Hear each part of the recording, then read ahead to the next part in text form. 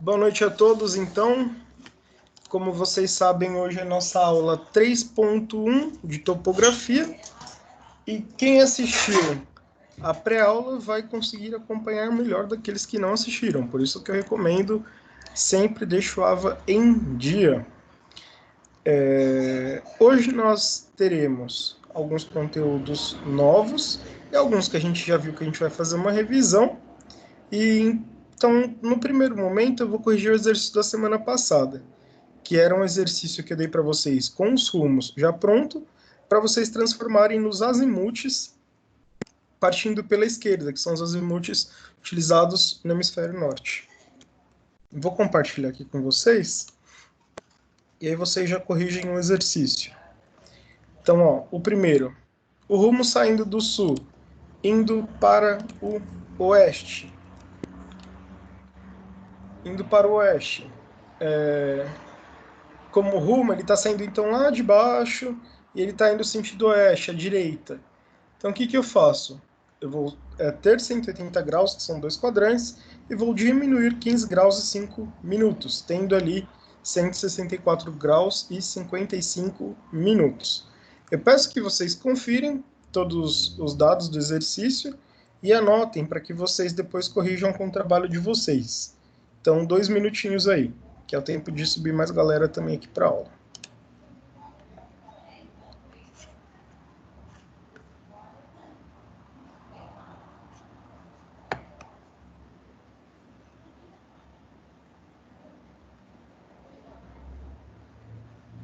Posso fazer uma pergunta para vocês?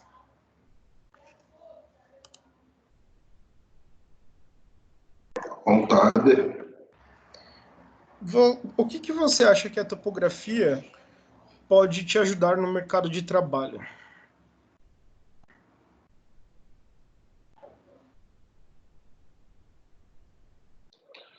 Olha, a minha percepção, né, que é de um leigo, né, se pode dizer assim. Você é engenheiro, Drauzio? Não, sim, mas com essa vivência de campo, né, de campo de obra civil, é uma coisa nova, né?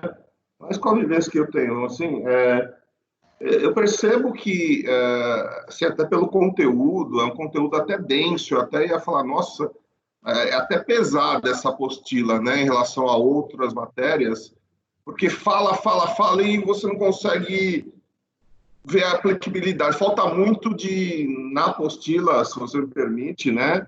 Exemplos, né? Outras disciplinas tem muito, né? Tem uma descrição teórica que até não é muito densa e aplica, né? Coisa para engenheiro mesmo, né? Assim, e eu, nessa apostila, eu senti uma falta tremenda. Ela é muito pesada em conteúdo, aí cobra o material de conteúdo teórico, aí depois você precisa voltar para achar coisas, detalhes, né? Que podem ser importantes, devem ser importantes, mas no final, hoje, se você me perguntar o que tem que ver um azimuth ou um zenite com a topografia, eu não sei, né? Eu não sei. Como é que usa isso para fazer um levantamento topográfico? E eu acho isso meio complicado. Mas também não é um curso de formação de topógrafos aqui, né? E eu acho que deve ser, pelo que eu entendi, alguma coisa muito especializada que você vai ser algum dos poucos do mercado que detém essa competência. Por outro lado, eu vejo muitos poucos, principalmente em obras de pequeno porte, por mais assim acidentado que seja o terreno, pedirem um topógrafo. O cara entra lá, terraplenagem do jeito que ele quer, arranca, não sei o que, SPT, o que é isso, né? Faz lá a fundação rasa mesmo, cava o comprimento da escavadeira, que é até onde chega, 1,5 m, e boa, entende? Então, tem muito essa questão da falta de profissionalismo por conta, na minha opinião, da não exigência. Não é que não, a exigência existe, mas existe muito mais. Você já sai construindo, né? E depois, quando aconteceu comigo numa casa, na minha casa foi assim, né? Aí depois houve uma legalização, né? Então não teve a BIT, né? Foi uma legalização da edificação, né? Que é um trabalho medonho também, né? Eu tive que pagar um monte de coisa, mas Você está entendendo? Assim, eu acho que falta um pouco realmente, como tudo no Brasil, né, de você seguir o script do que tem que ser feito, aí entra o topógrafo e aí você estaria bem na fita, né? Mas hoje, talvez, para coisas de georreferenciamento, coisas de latifúndio, né, disputas de áreas e não sei o que, pode ser, né? Mas hoje eu acho que para as empreitadas de pequeno porte, eu não vejo um tripé aqui, né? Seja um teodolito, seja uma estação total, seja um GNSS, nunca vi, né? É isso que eu acho. Falou muito bem, Drauzio. Muitas coisas eu concordo com você, sim. Sabe o que eu vejo? Eu vejo o seguinte: eu não sei se foi um enfraquecimento da engenharia como um todo, ou se é uma falta de um consenso ou de órgãos representativos, mas eu vejo que o campo da engenharia ele é muito, como que eu posso falar, invadido por certas empresas que visam apenas os lucros e não o profissionalismo, como você disse, até pequenas e médias empresas. Então, eu vejo, por exemplo, eu já peguei muito projeto de edificações, projeto de arquitetura, assinado por vários tipos de profissionais, inclusive de escritórios altos, em que quando você olha o projeto da implantação e você vê o terreno com os quatro cantos de 90 graus exatamente, você fala, esse cara nunca nem foi no terreno, ele nem conhece o terreno. Então, a gente tem essa notariedade, né, de observar que a topografia muitas vezes ela é deixada de lado porque a pessoa vai pelo que está no registro, pelo que está na descrição e esquece que ali realmente tem um lote, que ela tem que visitar o lote para fazer aquele tipo de projeto, né? Enfim, como uma recomendação, eu queria que vocês assistissem a série Abstract. Ela é da Netflix. Eu queria que vocês assistissem. Essa série ela é muito boa, ela fala de várias áreas das artes do design, mas ela tem um episódio específico, que é o episódio do Bjark, que é um arquiteto. E, cara, ele usa a topografia a favor dele e é fantástico. É um capítulo de uns 50 minutos só, mas é muito bom. Se vocês puderem assistir, vocês vão gostar bastante. Então, em relação à aula de hoje, nós vamos pensar assim que a topografia ela é a base fundamental de qualquer projeto de construção civil, seja de estrada, seja de edificação, de um equipamento público, enfim, ela é a base necessária. A gente precisa entender primeiro a topografia do local para depois aplicar isso em um projeto, seja ele de qualquer dimensão da engenharia.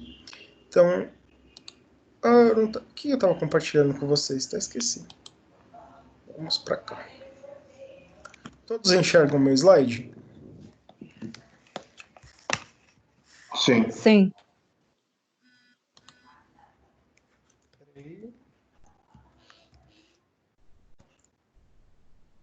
Perfeito.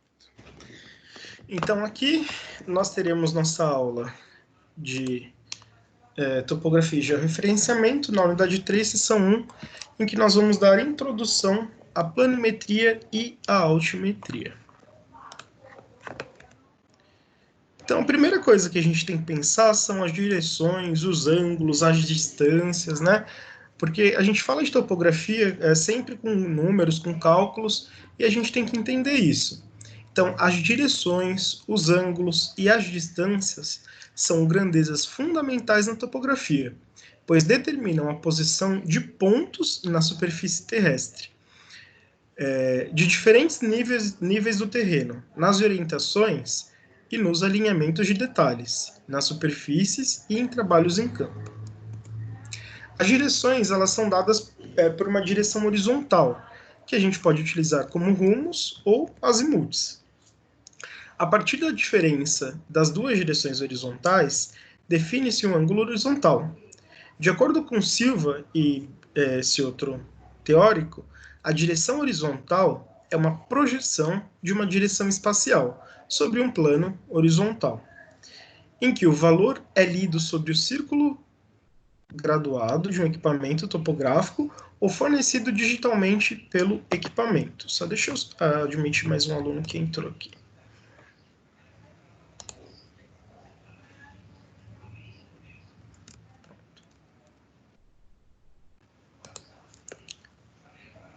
Os azimutes são ângulos horizontais observados no sentido horário a partir de qualquer meridiano de referência. São importantes, pois orientam os objetos e as poligonais levantadas em campo. Na topografia, geralmente, são observados a partir do magnético e podem variar de 0 a 360 graus. Então, isso a gente já viu em sala de aula, mas a gente tem que rever nessa aula que é conceitual, e a gente vai aplicar depois esses ângulos em um determinado projeto. Mas eu queria que vocês analisassem como se comporta, né, o nosso azimute, sendo que no primeiro quadrante eu tenho um P1. Esse P1 ele está indicado aqui por um ângulo. Esse ângulo sempre parte do norte, sentido direita. Então, nesse caso, o meu azimute é de 30 graus e 15 minutos. O meu segundo azimute também parte do norte à direita, e ele vai encontrar aqui o meu ponto 2 no segundo quadrante, em 120 graus e 45 minutos. Aí eu tenho um terceiro azimute, que é o meu P3, que ele vai ser a referência também do norte à direita, e ele vai chegar no ângulo de 210 graus e 15 minutos. E o meu quarto azimute no quarto quadrante, que é o meu P4, vai chegar ali num azimute de 310 e 15 minutos, sempre partindo do norte à direita, porque nós estamos no hemisfério sul. O rumo de um alinhamento é definido como um ângulo horizontal agudo entre o meridiano de referência e um alinhamento de referência. O ângulo horizontal agudo é observado a partir do norte ou do sul, em direção ao leste ou ao oeste, e varia de 0 a 90 graus. Então, diferente do azimute, que tem variação de 0 a 360 graus, o nosso rumo tem variação de 0 a 90 graus, podendo partir do norte ou do sul, sentido leste ou oeste. Indicado sempre no sentido horário ou anti-horário, como mostra a próxima figura que a gente vai dar uma olhadinha. No valor do rumo, deve-se acrescentar uma sigla para determinar a direção, ou seja, se ele está vindo do norte indo para leste, se está vindo do sul indo para leste, se está vindo do sul indo para oeste, ou se está vindo do norte indo para oeste. Em que a primeira letra indica a direção de origem e a segunda indica a direção do giro do quadrante, em que está sendo observado o terreno. E aí, aqui, por exemplo, eu tenho ali, no primeiro quadrante, o meu P1, em que o meu rumo está partindo do norte sentido leste, então ele vai ser norte, 30 graus e 15 minutos, leste. Tenho no meu segundo quadrante, meu P2, que seria um rumo 2 que vai partir do sul, então agora ele não parte mais do norte que nem o azimute, ele parte do sul, porque o máximo que eu posso ter em um rumo é 90 graus, sempre partindo da extremidade de cima ou de baixo, do norte ou do sul. Então aqui seria sul, 30 graus, 15 minutos, sentido leste. Desse lado tem o sul, 30 graus, 15 minutos, sentido oeste. E aqui na parte de cima eu tenho 30 graus e 15 minutos, partindo do norte, indo para o oeste. A figura 3.3, ela mostra o processo de conversão do azimute para o rumo em cada quadrante do plano cartesiano, com as suas respectivas funções. Então aqui primeiro eu tenho um azimute, sendo que esse azimute vai ser o meu próprio rumo. No ponto 2, eu tenho aqui um rumo, que é um rumo de... Cadê? Ah, tá. Aqui ele não está dando valor. Que esse rumo vai ser 180 graus menos o azimute. O que isso significa? Se eu somar os dois quadrantes, eu tenho 180 graus, e eu subtraio esse azimute tendo apenas esse ângulo, que é o meu rumo. No terceiro quadrante, o que eu faço? Para eu encontrar esse rumo, eu vou somar o 180 mais o azimute. Por quê? O 180, ele pega os dois quadrantes e eu somo ao meu azimute.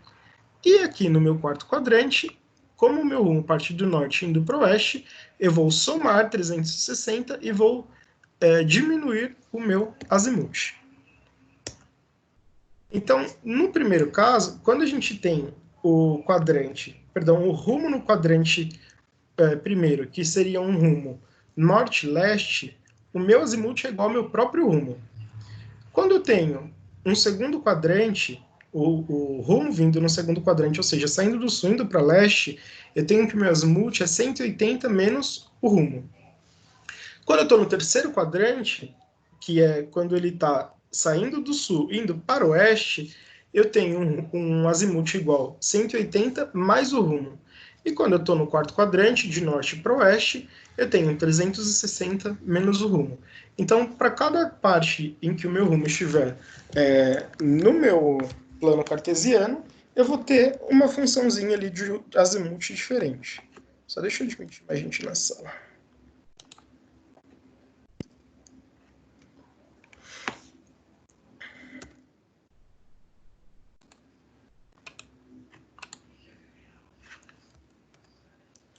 Na topografia, os ângulos eles são divididos em horizontal e vertical.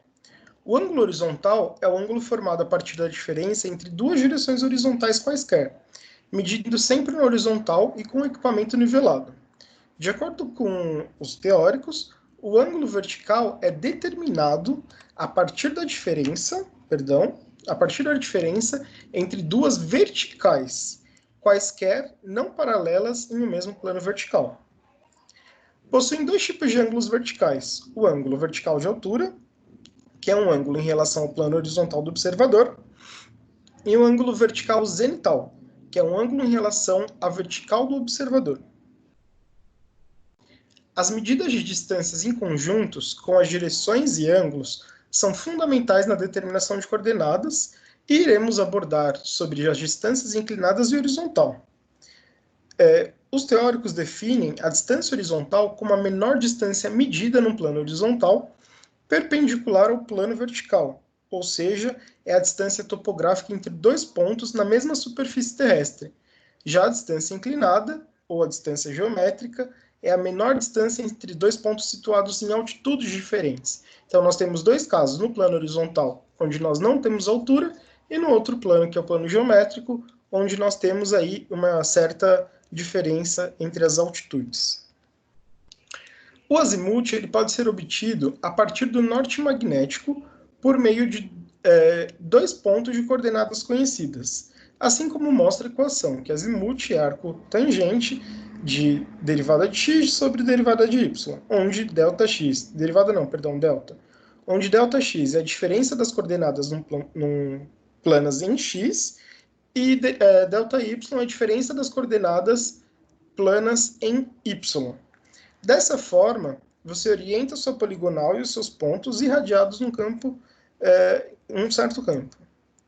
Quando a gente está falando de planimetria, a planimetria é um método de levantamento topográfico que visa representar e determinar a posição de objetos, tanto naturais como artificiais, existentes na superfície da Terra, sobre um plano horizontal de referência. Consiste apenas em distâncias horizontais e ângulos horizontais. Então, se eu estou falando de plano, eu estou falando só de duas dimensões, eu não estou falando de altura.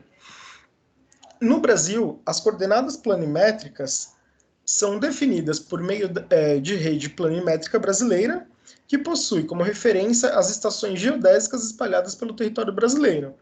A rede planimétrica brasileira é mantida e foi estabelecida pelo Instituto Brasileiro de Geografia e Estatística, que é o IBGE. Esse tipo de levantamento topográfico desconsidera as elevações, ou seja, não tem altura em um plano que é uma superfície que é plana, né? Um projeto planimétrico.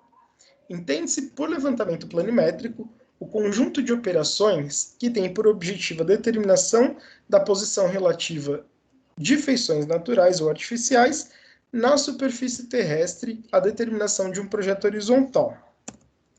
De acordo com o Spartel 1987, ou seja, ontem, o levantamento planimétrico é constituído por 3 fases. A primeira fase é o reconhecimento do campo, é aquilo que é necessário você fazer. Porque às vezes o cliente fala assim, eu tenho um terreno de 10 por 25. Aí você vai lá e o terreno dele não é um retângulo perfeito. Então você tem que conhecer esse terreno. Reconhecimento de campo. O segundo passo é o levantamento de uma figura geométrica, que é uma poligonal. Geralmente esse passo é para quem já tem equipamentos que são equipamentos de alto custo para fazer esse tipo de projeto, em que a pessoa leva ou uma estação total, ou teodolito, etc., e ela faz o levantamento da imagem geográfica que o seu terreno faz, que o seu lote faz. Então, depois desse levantamento da figura geométrica, a gente faz os detalhes do projeto. E aí sim, depois dos detalhes, o projeto está pronto. Nesse método, realiza-se o levantamento de poligonais. A NBR 13.133 classifica poligonais em principal, aquela que determina os pontos de apoio topográfico de primeira ordem. Secundária, aquelas que determinam os pontos de apoio de segunda ordem por meio de poligonal principal. E as auxiliares, deixa eu baixar aqui, que são aquelas que possuem seus vértices de forma que seja possível visar os pontos e detalhes que são importantes em um levantamento. Lembrem-se que vértices são pontos. Quando eu falo de vértice, eu falo de pontos. As poligonais, elas podem ser de fachada, podem ser aberta e pode ser enquadrada. Desculpa, de fechada. As poligonais fechadas parte de um ponto de coordenadas conhecida e retorna a esse mesmo ponto e permite verificar os erros de fechamento dessa área angular e linear. O que é basicamente isso? Se você começou no ponto 1, depois que você andar por todas as arestas e passar por todos os vértices que são os pontos, você vai fechar a sua poligonal naquele mesmo ponto. Pode ser que exista um erro ali de pouca angulação, mas se passar pelo erro e tiver tudo ok, você fecha a sua poligonal. Aí você tem também poligonal aberta, que parte de um ponto de coordenadas conhecido e chega a outro destino que se deseja determinar. Não é possível verificar os erros de fechamento, porque ela não vai fechar. E as enquadradas, que parte do ponto de coordenadas conhecidas e chega assim em dois pontos de coordenadas conhecidas e possibilita verificar erros de fechamento. Então você pode partir de mais de um ponto, fazer ali duas poligonais para ver se elas fecham no mesmo local e se aquele projeto bate. E aí depois da planimetria, a gente fala de altimetria. A altimetria ela tem por finalidade representar o relevo da superfície terrestre, a partir da obtenção de diversos pontos com altitudes conhecidas. A altimetria ela estuda os métodos e os instrumentos que visam detalhar a superfície terrestre sobre um plano vertical de referência. Conhecendo-se um valor de referência inicial, é possível calcular os demais valores de cotas ou altitudes. A gente vai ver um exemplo disso. A altimetria é fundamental em engenharia, pois vários projetos de obras civis necessitam dessas informações para a execução de obra, por exemplo, rede de esgoto, estradas, para o próprio planejamento urbano, a terraplenagem, entre outros. O levantamento altimétrico ou nivelamento permite realizar um conjunto de operações para determinar altitudes, cotas e diferença de cotas e de altitudes, ou seja, calcular o desnível de um terreno. Os conceitos de cota e altitude podem ser definidos como: a cota é a distância medida ao longo da vertical de um ponto até um plano de referência qualquer, ou seja, a diferença de altura. E a altitude ortométrica, que a gente representa com o H maiúsculo, é a distância da medida na vertical entre o ponto e a superfície física da Terra, e a superfície física de referência altimétrica, por exemplo, o nível médio das marés. Existem diferentes métodos que permitem determinar os desníveis com precisão, que variam de alguns centímetros, decímetros ou de milímetro. A precisão de nivelamento dependerá da precisão dada pelo equipamento e será de acordo com o trabalho de campo a ser realizado. Existem vários métodos de nivelamentos. Os mais utilizados são o nivelamento geométrico, ou trigonométrico, e o nivelamento por GNSS.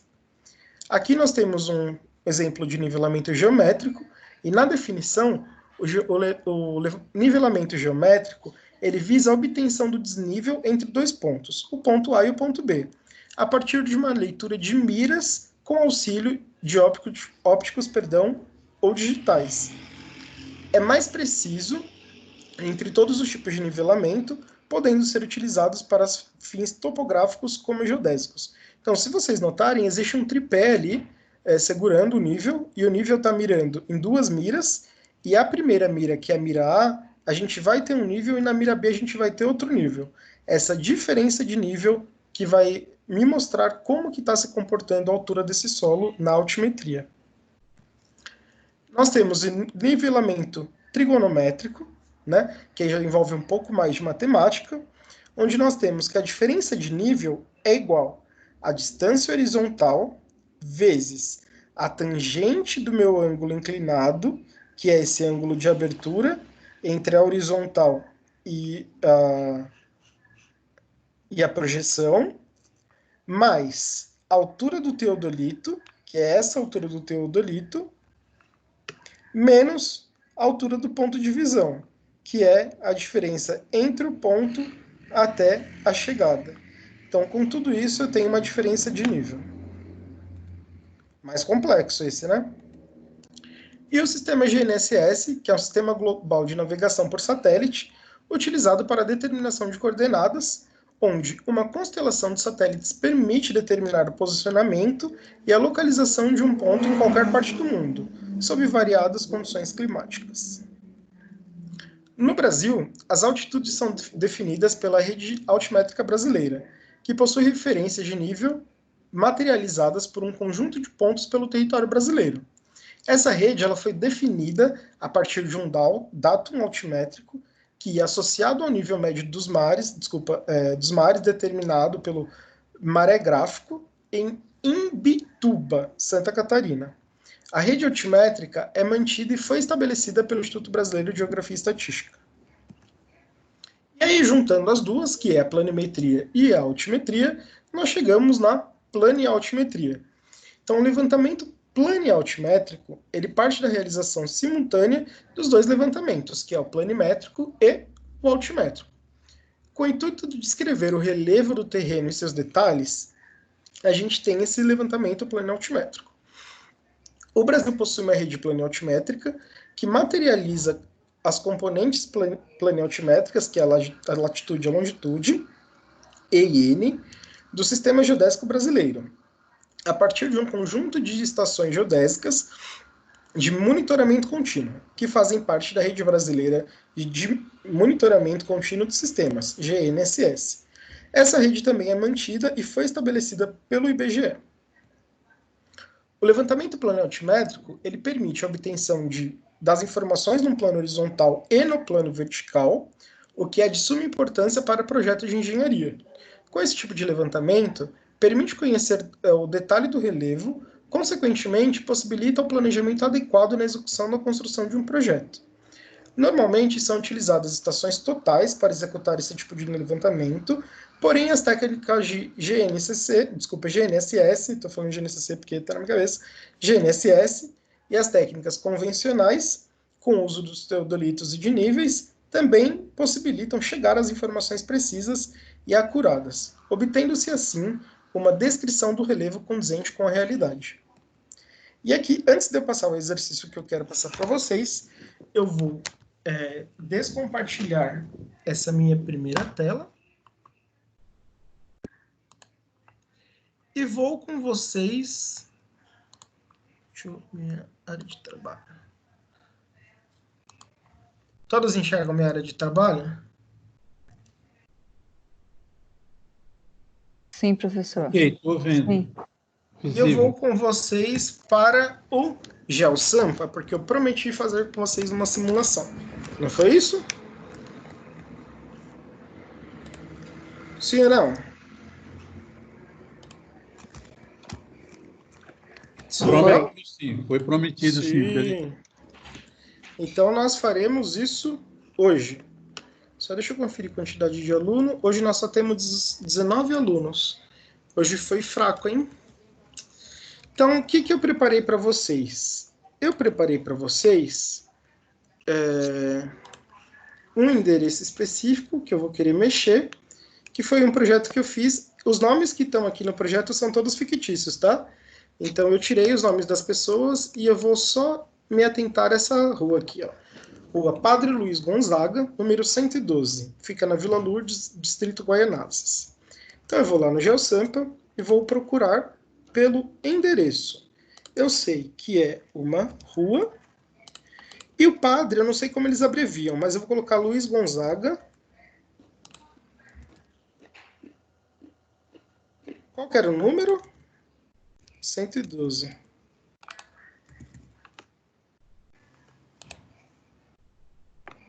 Ó, chegamos em 20, hein? Bem-vindo, Josimar. Chegamos em 20. Então, eu tenho aqui o endereço. Vou localizar. Aí ele achou vários endereços. Qual que eu quero achar? Eu quero achar Padre Luiz Gonzaga. Então, eu vou para o próximo. Luiz Gonzaga. Não, próximo. Se você Padre colocar Luiz Gonzaga. PE, ponto aparece. Oi? Coloca PE, ponto, aí põe o nome e aparece direto. Desculpa, cortou. Coloca PE, ponto, e põe o nome que aí sai. Nem precisou, porque eu procurei como Luiz Gonzaga e eu já vim com ele para cá. É que quando tem essas, ou major, padre, qualquer título na frente, eles abreviam. Aí fica ruim da gente localizar. Mas, ó, já localizei. Então eu sei que é bem nesse pontinho. Vamos dar uma olhada na região, galera, ó, de longe? Nós estamos numa extremidade do município de São Paulo. Nós temos um rio próximo, né, um braço d'água próximo.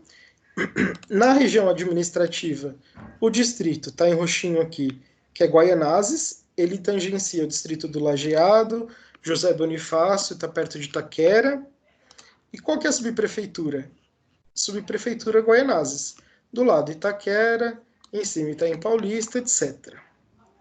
Então eu vou aqui para o meu distrito em Guaianazes, da prefeitura de Guaianazes. E vou chegar mais próximo do meu ponto.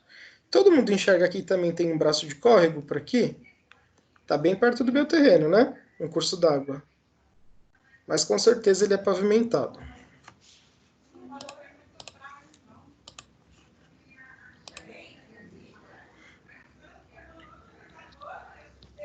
Chegamos em 21. Então, primeira coisa que eu vou fazer aqui, ó. Eu vou analisar qual que é o setor, qual que é a quadra, qual que é o lote.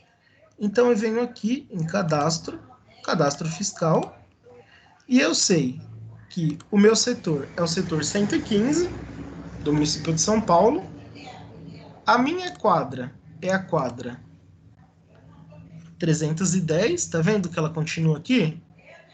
Quadra 310, e o lote eu vou achar agora. Lembrando que o número do portão era 112. Então, ó, número 112, qual que é o lote? 004, não, 0243. É isso? Sim ou não? Sim. Perfeito. Aí eu venho com o meu botão de informações e clico sobre ele. O que eu sei? Ó? O setor é 115, a quadra é a 310 e o lote é o 0243. O nome da rua em que ele está inserido, é a rua que ele tem a fachada principal, é a rua Padre Luiz Gonzaga, o número da porta é 112 e a situação é que ele está ativo, né? Tem gente morando ali.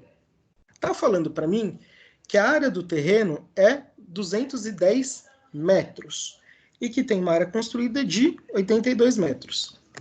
Essa área construída, galera, pode ter alteração de acordo com as solicitações da prefeitura. Área Tá? 280. A área do terreno é 280 e a área construída 82. Então, o que eu vou observar? Ó, do lado, eu tenho também um lote, que é o meu lote fiscal, do mesmo setor, na mesma quadra, só que o lote é 0244, e eu vou ter aqui mesma rua, e desse lado eu também tenho essas informações com o lote da lateral. E vocês vão ver por que isso é relevante. Atrás do meu terreno, ele faz divisa com uma área que está no setor 115, na quadra 310, mas que é uma área pública municipal, tanto ela quanto a da lateral, que também é municipal, quanto essa que também é municipal. Essas áreas hoje, que são do município de São Paulo, que deveriam ser utilizadas para algum fim, estão invadidas por terceiros. Então, nesse caso, a gente vai ver o que vai implicar no projeto que eu fiz. Ah, esqueci de uma coisa super importante. Vou tirar o lote, né, para não ficar tão poluído. Desabilitei os lotes, tirar um pouquinho do zoom. E agora eu vou baixar essa quadra em um arquivo para o AutoCAD. Eu venho aqui ó, no meu mapinha, baixar, desculpa, eu venho no lugar errado. Eu venho aqui ó, no pesquisar, venho download de imagens, escolho as folhas SMC, seleciono o local que eu quero e dou um download. Ele vai falar assim para mim, você quer baixar em PDF ou em DXF? Eu já baixei o DXF, então eu podia baixar o PDF para mostrar para vocês. Mas eu vou baixar o DXF para vocês verem. Vou salvar aqui, deixa eu ver. Aula, disciplina, topografia, vou salvar aqui.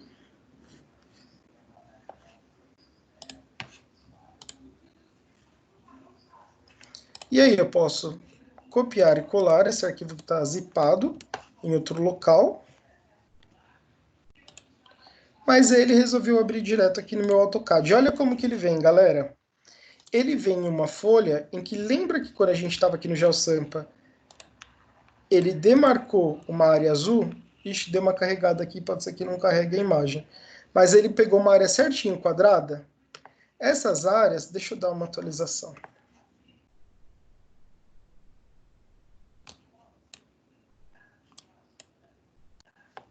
Estava mais ou menos aqui, né? Essas áreas, quando eu quiser selecionar mais de uma, eu posso. Eu venho aqui no download de folha e na hora de selecionar, eu posso selecionar mais de uma folha, posso selecionar várias folhas e baixá-las conforme minha necessidade. Então, se meu terreno pegasse mais de uma folha, por exemplo, eu tinha que baixar duas. Cada folha vai vir assim, separado. Tem o sistema todo de coordenadas, já está tudo separadinho, tudo bonitinho. Vocês vão enxergar as ruas, os passeios públicos, os lotes e as edificações dentro dos lotes. E estão vendo essas linhas que a gente tem, que elas contornam bastante parte do mapa? Ó? Elas são as minhas linhas de referência topográfica. Então, ó, como elas se comportam. A topografia desse local. Se eu for aqui no meu GeoSampa, deixa eu tentar desabilitar. Se eu for aqui no meu GeoSampa, eu tenho a opção de vir na parte direita e deixa eu ver só se é em verde não, infraestrutura urbana não, proteção não. Ah, mas aqui dá para ver tudo, ó. Até se tem favela perto. Ó, tem favela. Eu quero achar a topografia. Topografia. Eu tenho a curva mestra, que nesse caso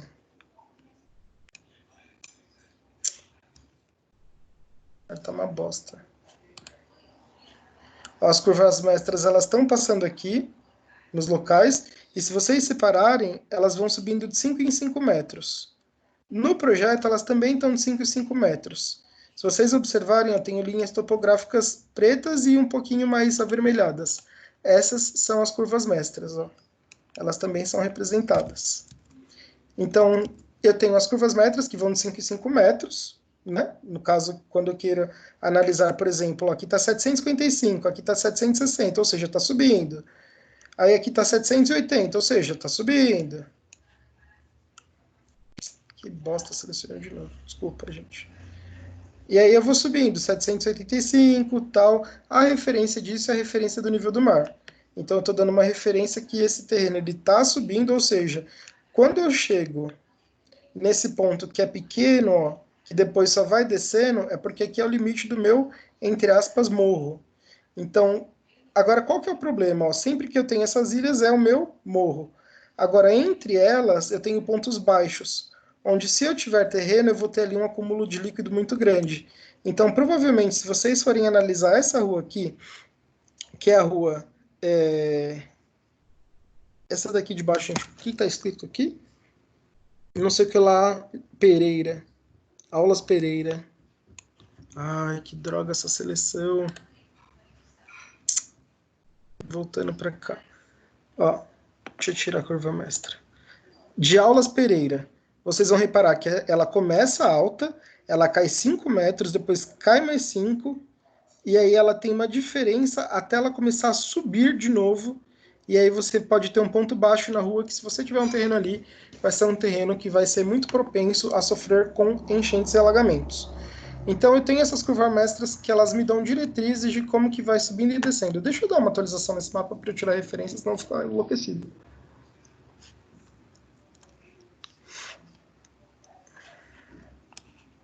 Vocês lembram qual que era o setor de lá? 115?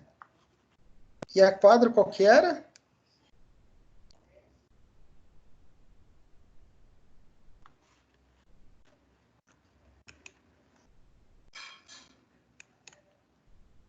Folha.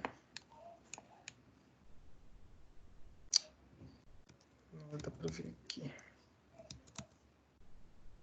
Setor 115, quadra 310. Então, nesse local, o que eu posso ver também? Eu posso ver, além das curvas mestras, que são aquelas de 5 em 5 metros, ó, como elas passam aqui, olha como tem bastante desnível nesse local. Eu posso ver também, o terreno está mais ou menos aqui, as curvas intermediárias, que são aquelas a cada 1 metro. Ou seja, olha as curvas aqui. Será que vai ter desnível nesse terreno? Será?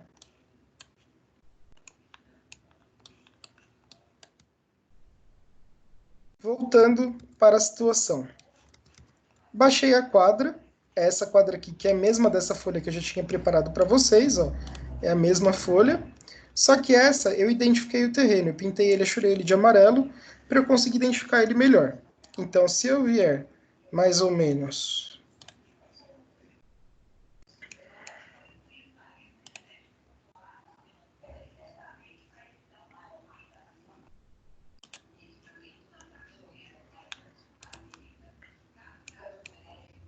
aqui, eu tenho meu terreno, onde eu achurei ele de amarelo. Todo mundo concorda? Sim. E aí, o que eu fiz? Eu copiei esse terreno, peguei a referência dele e joguei aqui no meu projeto. Então, eu primeiro peguei ele na referência natural. Olha como ele é distante das ruas, tá vendo? Ó, o ponto de distância dele da rua é bem alto. Se eu fosse representar a rua inteira na folha do projeto arquitetônico, não ia ter nem como eu representar o terreno, porque ele ia ficar muito pequeno. Então, o que eu tenho que fazer? Eu tenho que encurtar essa curva, mostrar que ela tem uma interrupção, ou seja, que ela tem continuidade, e aí indicar qual que é a distância dela correta. E tá vendo esse norte magnético? Se eu vou ajustar esse terreno na minha folha, esse norte magnético também vai ser ajustado. Então, o que eu fiz? Em segundo plano, eu deixei esse terreno mais verticalizado, para ele ficar melhor distribuído na folha. Veja que o norte magnético está mais para o meu lado direito, né? E a minha referência aqui da rua, eu tenho que, tangenciando as duas faces, eu tenho um ponto inicial. Do mesmo modo que, tangenciando as duas faces, lembrando que isso daqui são faces das divisas das edificações, eu tenho ponto inicial.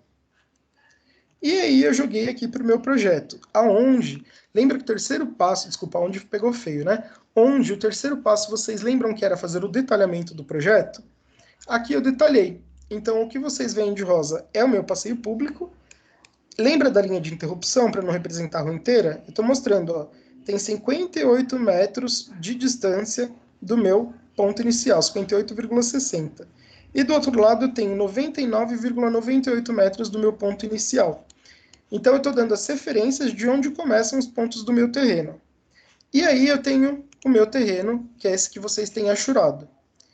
Aqui eu coloquei que é o imóvel número 112, o contribuinte eu acabei tirando, mas não tem problema, vocês podem achar, e o possuidor eu coloquei um fictício aqui, Maria de Souza Silva, que é para não dar dado de ninguém. Todos os terrenos dos lados eu coloquei nomes fictícios, tá? Tanto desse Antônio quanto desse Manuel, tudo fictício. Então eu tenho aqui que do meu ponto 1 para o meu ponto 2, eu vou ter um distanciamento de 10,14 metros em um ângulo inicial de 90 graus, 11 minutos e 56 segundos. Como do meu ponto 2 para o ponto 3, eu vou ter um distanciamento de exatos 28 metros, isso é muito incomum, mas aconteceu, 28 metros, com inclinação de ângulo de 90 graus, 17 minutos e 27 segundos. Reparem que ambos os ângulos são maiores que 90. Só que em toda poligonal que tenha 4 lados, em toda geometria que tem 4 lados, a soma dos ângulos tem que ser igual a 360. Ou seja, lá em cima, um dos ângulos vai ser menor que 90, isso eu tenho certeza. Então eu venho com 28 metros até o meu ponto 3. Desse ponto 3, ó, eu parto com 87 graus, 18 minutos e 27 segundos, para uma distância de 10,38 metros até o ponto 4. E do ponto 4 até o ponto 1, voltando ao ponto 1, eu tenho um ângulo de 90 graus, 11 minutos e 41 segundos, chegando no meu ponto 1. Então, aqui eu represento o projeto, eu falo para ele quem que é o possuidor. Por que possuidor? Porque esse projeto ele tinha como viés o uso capião. Então, quem vai usucapinar não é proprietário, é possuidor. Deixei aqui como possuidor. E os confrontantes são obrigatórios nesse caso, tem que indicar quem que mora aos lados. E no fundo, lembra que todos os terrenos eram da Prefeitura de São Paulo? Então eu coloquei aqui, ó, imóvel sem contribuinte, proprietário, Prefeitura do município de São Paulo, em ambos os lotes. Então esse terreno, ele parte do ponto 1. Por que eu escolhi o ponto 1 do lado esquerdo? Porque é a menor distância entre a rua lateral, porque do outro lado tinha quase 100 metros. Então ele parte em 58,60 metros, inicia-se o ponto 1, com um ângulo de 90 graus, 11 minutos e 56 segundos, com uma distância de 10,14 metros até o ponto 2, e desse parte um ângulo interno de 90 graus, 17 minutos e 27 segundos, e uma distância de 28 até o ponto 3, e assim sucessivamente no meu projeto. Quando eu vou para minha folha de apresentação, é claro que essas margens aqui, elas não vão sair, tá? Eu coloquei elas, se vocês notarem, ó, eu vou dar um preview só para vocês darem uma olhada, essas linhas somem, tá? Então fica basicamente isso daqui.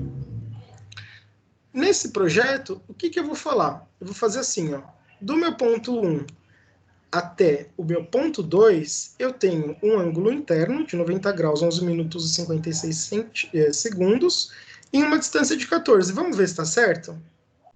10 e 14, 90, 11 e 56. 10 e 14, 90, 11 e 56. Do ponto 2 até o ponto 3, eu tenho 90 graus, 17 minutos e 27 segundos, e uma distância de exatamente 28 metros. Do ponto 2 ao ponto 3, eu tenho distância de 28 metros, ângulo interno de 90, 17 e 27. O que tem que ser real?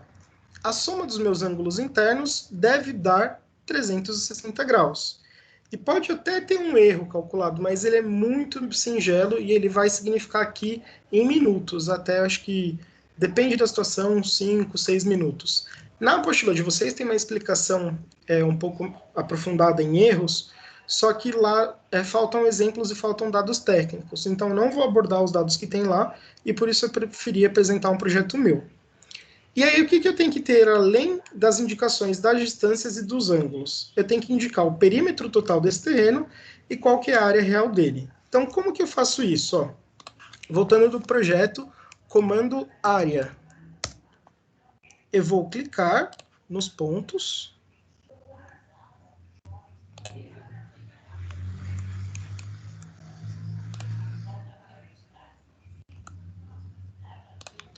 E vou fechar aqui embaixo, ó.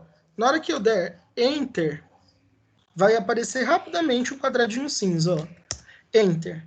Minha área total 285, pouco e meu perímetro 75,0 alguma coisa. Vamos ver se está certo?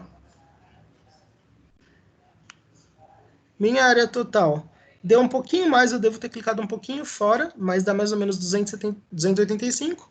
E o meu perímetro 76,08. Então eu peguei alguma coisa de perímetro a mais. O que isso significa? Que eu escrevi em uma tabela o meu lote com ângulos internos. Eu podia ter utilizado a metodologia de azimuth, podia ter utilizado a metodologia dos rumos, mas eu preferi utilizar os ângulos internos que são registrados em cartório de imóveis sem problema nenhum. E aqui no meu carimbo, o que eu tenho de informação? Eu tenho menorte magnético, eu tenho a posição do meu terreno em relação ao entorno, né, que eu vou chamar de uma planta de situação, e eu tenho uma situação ilustrada aqui sem escala, onde eu indico com essa fila a posição do meu terreno em relação aos outros.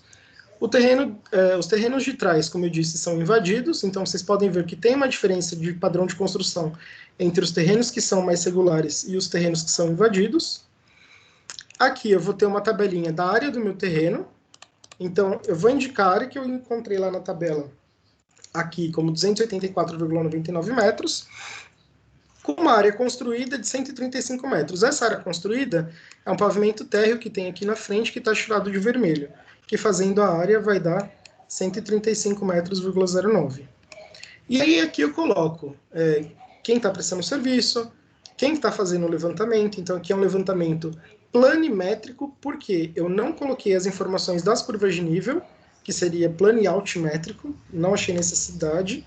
Então, levantamento planimétrico para uso capião. Por que planimétrico? Eu quero saber quanto de área tem para eu solicitar o uso capião desse local. O endereço completo, o distrito, CEP, o município, o possuidor, que eu coloquei uma pessoa fictícia, e o número do contribuinte, quem é? Setor, são os 3 primeiros dígitos. Do meio, 310 é a quadra, o lote e o último é o dígito. Isso a gente vê no próprio GeoSampa. Se eu for aqui ao setor, quadra e lote, o lote era 0243.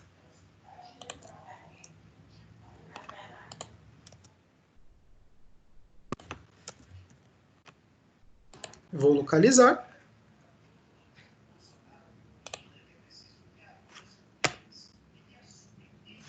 Deu uma travadinha. Vou voltar de novo, porque esse programa dá uma travadinha. 115 setor. Lote 310. Desculpa, quadra 310, lote 243, 0243.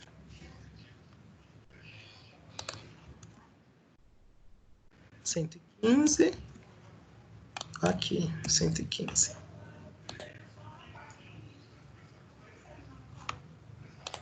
E aí, estou indicando o lote. O que eu faço? Habilito aqui o cadastro fiscal e habilito os lotes.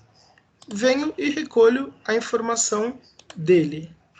Então, ó, lembra que aqui a minha área de terreno era 280? O que eu descobri? Que a área do registro é menor do que a área real do meu terreno, porque a área real do meu terreno, na tabelinha, está 284,99, 285 metros quadrados, né? Então, eu ganhei 5 metros quadrados aí de terreno.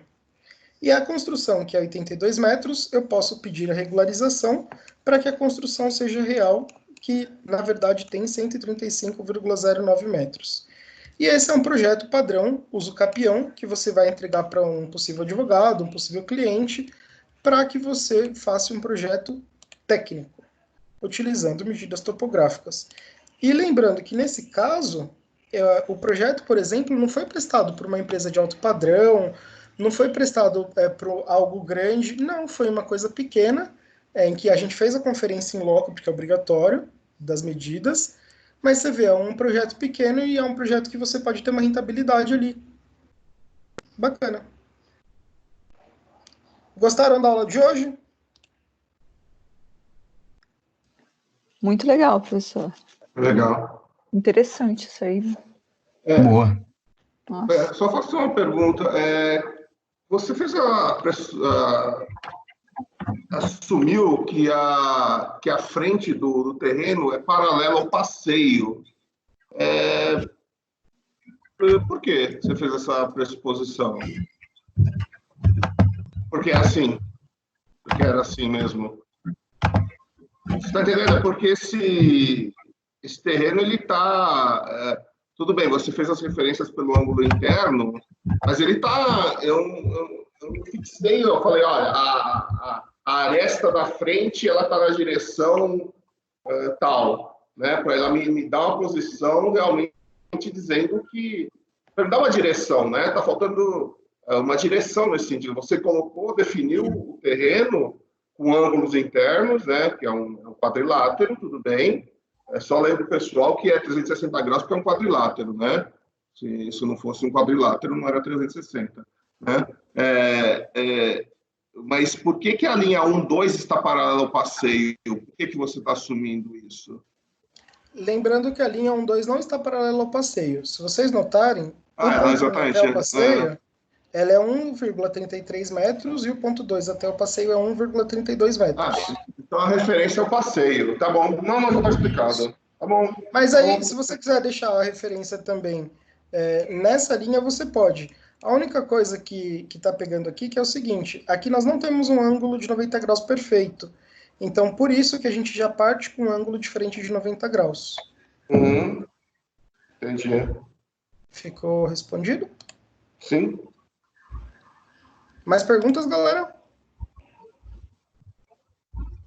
Grilos. É muita informação. É uma coisa que bastante. Na prática é bem mais legal do que parece ser na teoria. Hoje eu mostrei para vocês um projeto de uso capião, eu já fiz vários outros tipos de projeto topográfico, mas lembrando dos 3 passos principais: reconhecer o terreno, fazer a poligonal, que são as arestas do terreno, fazer o dimensionamento dele de poligonal, e depois o detalhe. Lembrando que o reconhecimento, eu mesmo fui lá e fiz. As medidas, mesmo tendo formação para isso, eu prefiro chamar um técnico que já tem equipamento, faz a medida bem mais rápida e me entrega da poligonal. E o detalhamento da folha é nosso serviço, a gente detalha tudo, assina a RT, assina o projeto e entrega para o cliente, para o advogado nesse caso, porque era um processo judicial que é de uso capião. É uma aula mais aplicada. Sim. E aí, o que vocês acharam? Deu para entender? Deu. Professor, desculpa, foi assim um pouquinho da aula, é que eu vim há pouco tempo para a faculdade, sabe? Eu regularizei meu acesso agora. O senhor já tinha passado assim algum trabalho antes? Já, mas foi em sala. Aí, o que você vai fazer para mim? Você vai esperar todo mundo sair da aula, você vai pegar meu e-mail, vai me mandar um e-mail e eu vou te passar uma atividade para compensar. Tá jóia. Tá bom. Tá bom? Tá bom. Pessoal, então é o seguinte, depois disso tudo, o que eu quero que vocês façam agora? Eu preparei um formulário para dar pontuação para vocês, porque eu sou um cara muito bom. Feito. E eu já coloquei lá no Ava de vocês.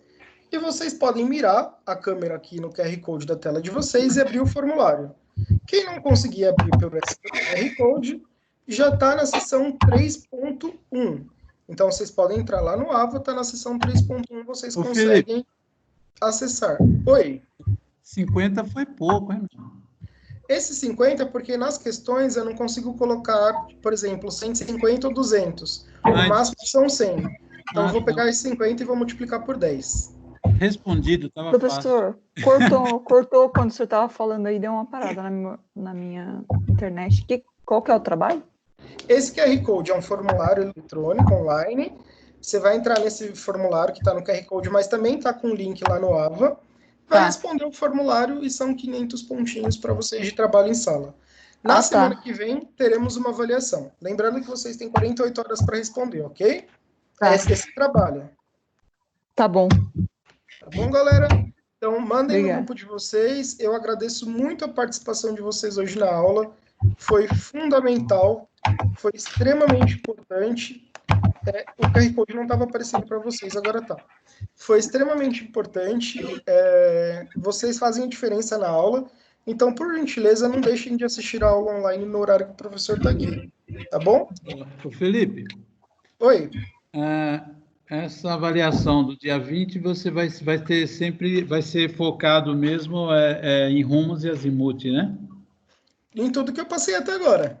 Tá ok. Tá bom? Felipe, os vídeos, você postou todos os vídeos seus lá no Ava? Sim, estou subindo todos. No meu, eu acho que porque o meu subiu agora, não tem nenhum lá. Vai Eles ter que dar uma ajustaram agora o meu atualizada, Ava. mas vai subir, então. Todos os vídeos estão no Ava.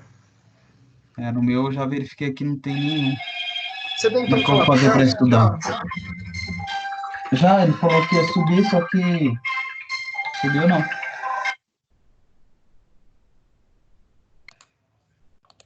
Alô?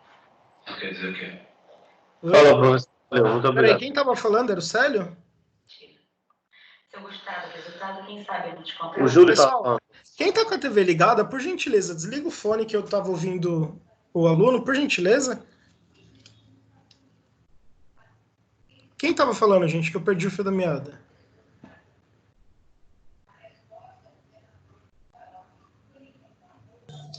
Era o Júlio, professor. Oi, Júlio, pode falar.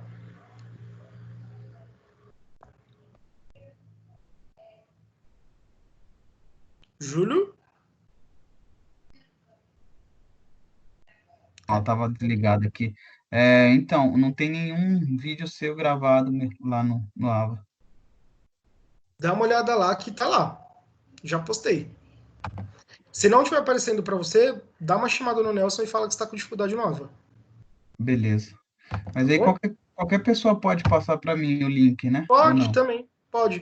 Você Eu fez posso a baixar pré-aula no meu após aula? celular os vídeos?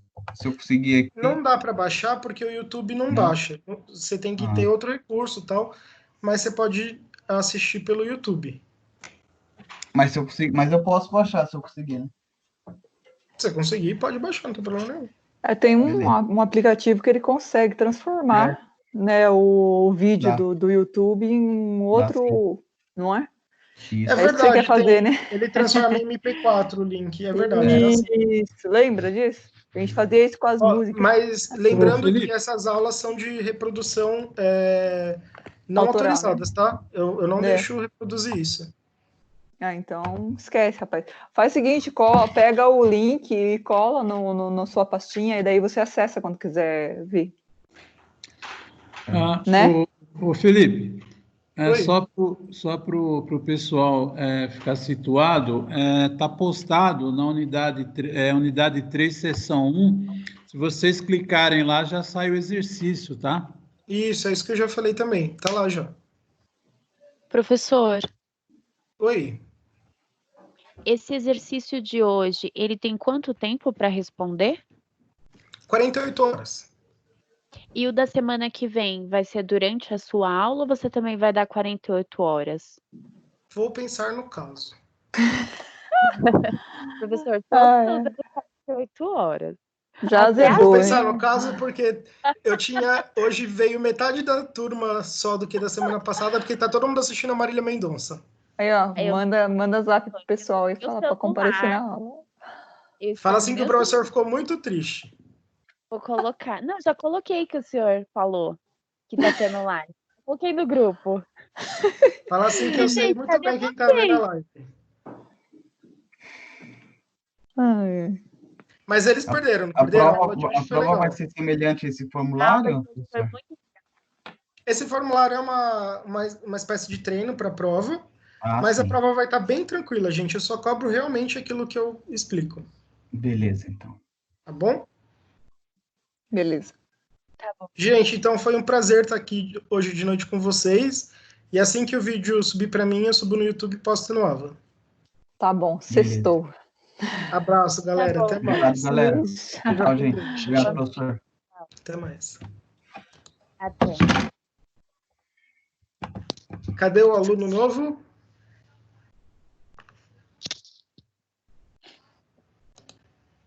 Oi, tô aqui.